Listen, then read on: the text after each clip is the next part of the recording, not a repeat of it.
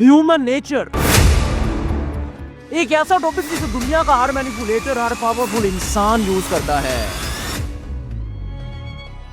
एक बिजनेसमैन अपने प्रोडक्ट की क्वालिटी पर तो कॉम्प्रोमाइज कर सकता है, मगर अगर वो ह्यूमन नेचर के रूल्स के खिलाफ बनी है तो ये उसको कबूल नहीं। एक लीडर इन्हीं रूल्स को यूज करके दुनिया को लीड करता है। छाती चीर कर उन सबको ये कहने जा रहा हूँ मैं। इस टॉपिक का आगाज इंसान के बनने के साथ ही हो गया था।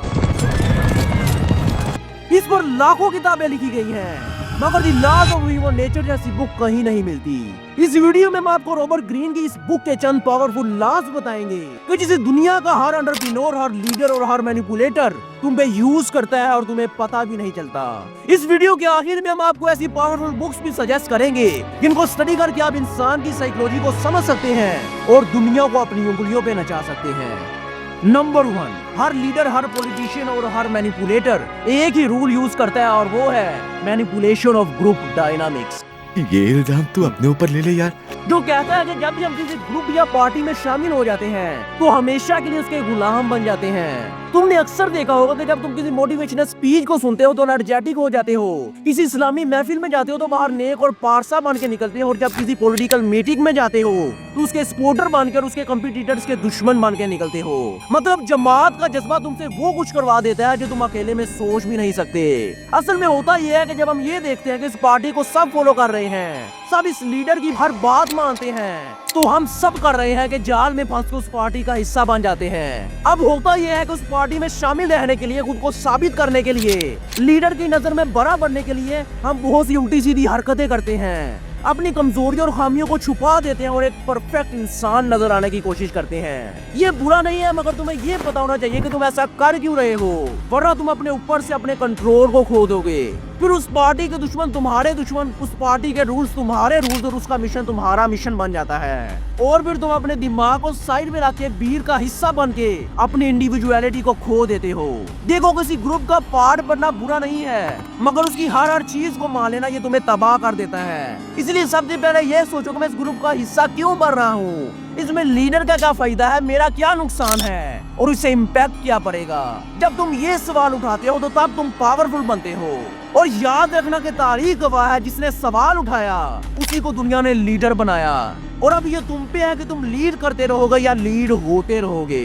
नंबर 2, उस्मान और अली दो दोस्त थे। उस्मान ने मेहनत करके पैसे कमाए और एक गाड़ी खरीद ली। जब अली ने ये देखा तो उसने कहा कि जो भी हो जाए, अगर उस्मान के पास गाड़ी है तो मैं भी लूंगा। उसने बैंक से लोन लिया और एक नई गाड़ी खरीद ली। और यही है द इल्यूजन ऑफ लॉजिक, जो कहता है कि इंसान अपनी जिंदगी के बहुत से डिसीजंस लॉजिकली नहीं बल्कि इमोशनली लेता है। और बड़े बड़े बिजनेसमैन, पावरफुल लोग इंसान की इसी कमजोरी को इस्तेमाल करके उसको अपनी उंगलियों पे नचाते हैं। दोस्त ने कहा कि खाना खिलाते, तुमने फौरन खिला दिया और ये सोचा कि मैंने लॉजिकली किया है। नहीं भाई, असल में इसमें आ गए तुम्हारे इमोशंस कि कहीं वो नाराज ना हो जाए। सेल लगी थी तो सिर्फ 3 पीस बाकी बचे हैं, तुमने फौरन ऑर्डर कर दिया कि कहीं खत्म ना हो जाए। और यहाँ पे आ गए इमोशंस ऑफ फियर। किसी ने इंसल्ट कर दी, तुमने कहा कि इसका जवाब नहीं दिया तो रिस्पेक्ट चली जाएगी। ये लॉजिक नहीं, इमोशंस हैं। अगर मैंने इस पॉलिटिशियन को वोट नहीं दिया तो मेरी गली की सफाई नहीं होगी, तुमने सोचा कि ये तुमने लॉजिकली किया है, बट असल में आ गए तुम्हारे इमोशंस। यही बात ये लॉ कहता है कि हमारी जिंदगी के 90% से ज्यादा डिसीजंस हमारा दिमाग नहीं बल्कि हमारे इमोशंस लेते हैं। और तुम्हारे इन्हीं इमोशन को यूज करके लोग तुम्हें मैनिपुलेट करते हैं।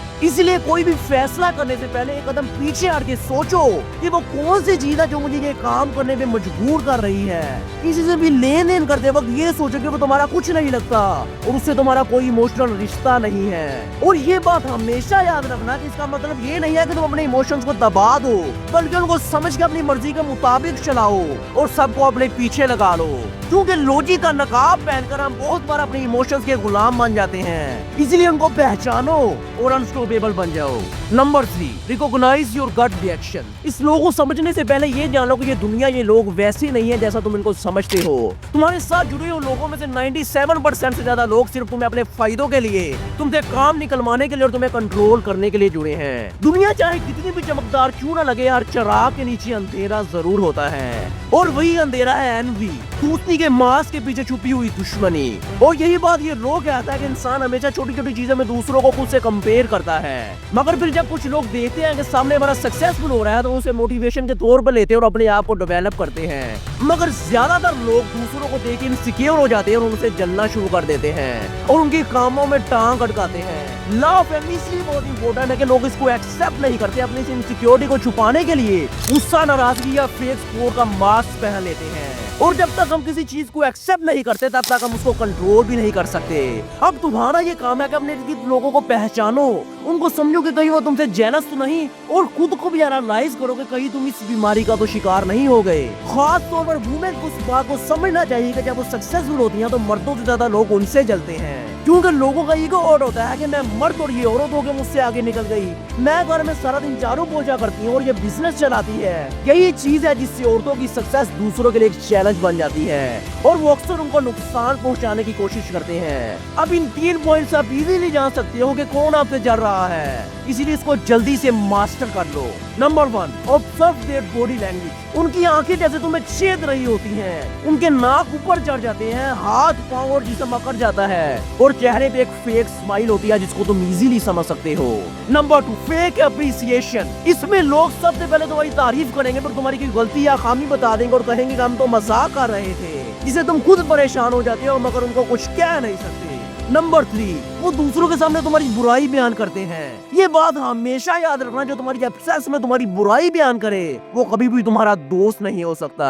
अब ये 3 बुक्स जो तुम्हें बताएंगे कि आखिर ह्यूमन साइकोलॉजी है क्या। इन्फ्लुएंस बाय रॉबर्ट चार्ल्डिनी, ये तुम्हें बताएगी कि आखिर कैसे बिजनेसमैन, इंडस्ट्रीज और सेल्समैन तुमको मैनिपुलेट करते हैं। Thinking fast and slow by Daniel Kahneman, relationships, business, friendships और ह्यूमन बिहेवियर को डीकोड करने के लिए नेक्स्ट लेवल की बुक है। और नंबर 3 पर the one and only the laws of human nature by Robert Greene. इसकी तारीफ करने की मुझे जरूरत नहीं, जब तुम इसको रीड करोगे तो खुद ही इसकी पावर का अंदाजा लगा